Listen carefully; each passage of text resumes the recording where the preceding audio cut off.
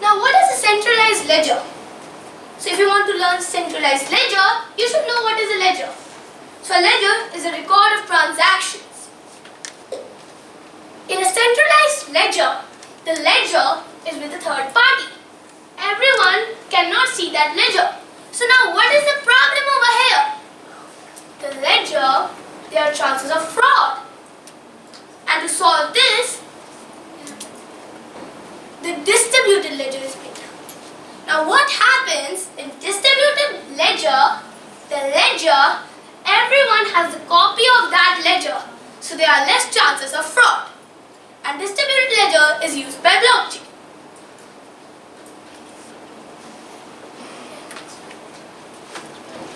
So now blockchain is a mixture of all three things: economics, technology and community. Now there are some few important concepts in blockchain, and there are four major concepts: public key, private key, nodes and challenge. Now what is private key? Private key is like the key that is of your account in blockchain, and the public key is the address of your node. Now what is a node? A node is any device that is connected to the blockchain network is called a node. Now what is a challenge? So when in a ledger we try to put a transaction, the ledger gives us a challenge, and when that challenge will be solved, then only you will be able to add your transaction into the ledger. So I'm talking about hash and keys, but how do all this form?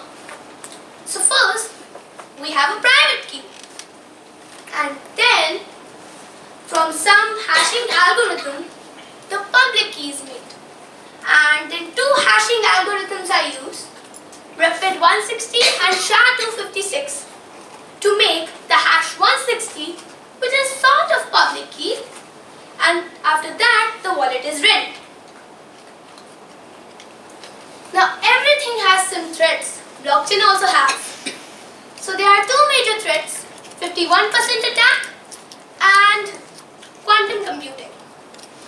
So first I will like to talk about 51% attack. So now what is 51% attack? So when a group of miners is controlling more than 50% of the hash rate and computing power of the blockchain, this is known as 51% attack. Now what is quantum computing? It's just like you have a candle, you have a bulb. The bulb is a quantum computer and the candle is a normal computer. Even if you join lots of candle, but you will never ever be able to make a bulb. It's just the same. Even if you join lots of computers, you will never ever be able to make a quantum computer. Quantum computer works on the quantum theory and uses qubits. Now what is quantum cryptography?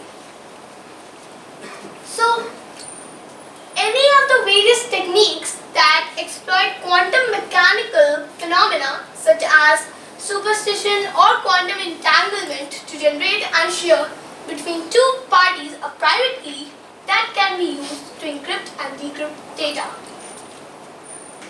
So now what is quantum teleportation? So when the quantum data is sent from one place to another with the classical communication means, it is known as quantum teleportation. Now what is smart contracts? We have real contracts and codes, right?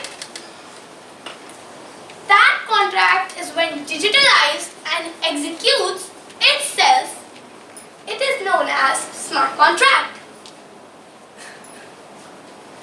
And there are two implementations of smart contract in blockchain: Ethereum and Neo. So now what is hyperledger? Hyperledger is an implementation of blockchain which helps us to hide our transactions.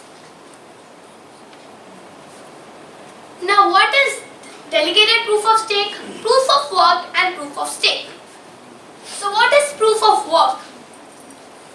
In order for a miner to actually add a block of transaction into the blockchain network, he will have to solve a challenge or show a proof. And this proof is difficult to produce but easily valid. Now what is proof of stake? In proof of stake, miners are called validators instead. In proof of stake, just take an example, there are 4 validators, all 4 of them deposit their money. Validator 1 deposits most of the money and he takes over 38% of the block. And validator 2 takes over 25% of the block.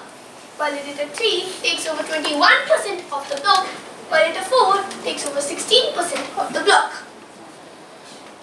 Now, in proof of stake, the bigger your stake is, the more chances you get of solving the block.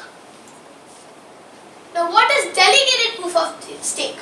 Think of it as a representative democracy. Now, blockchain is not just cryptocurrency. It's more than that.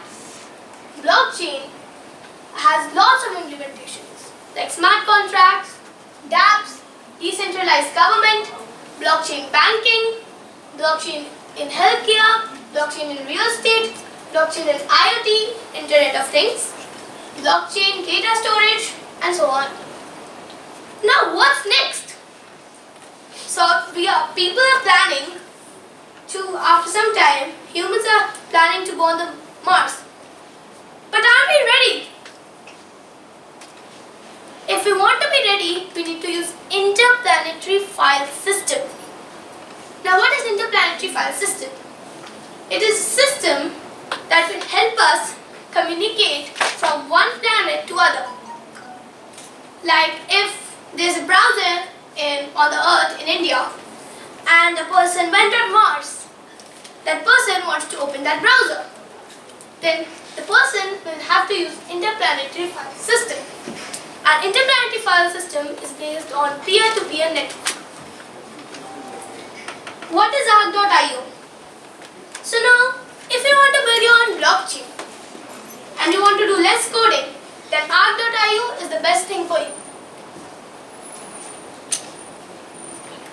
Now what are we implementing? Means what is Blockchain Kids implementing? We are implementing Find My Kids. Now what is Find My Kids? So it is a blockchain that can sustain on its own and help every kid in the world to save from child trafficking. Now what is Wordium? Wordium is a blockchain platform. You can say it's a blockchain network and will help us to be safe from fake news. So thank you, and the session is up.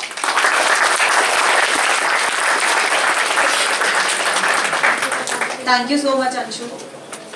It was really good, right?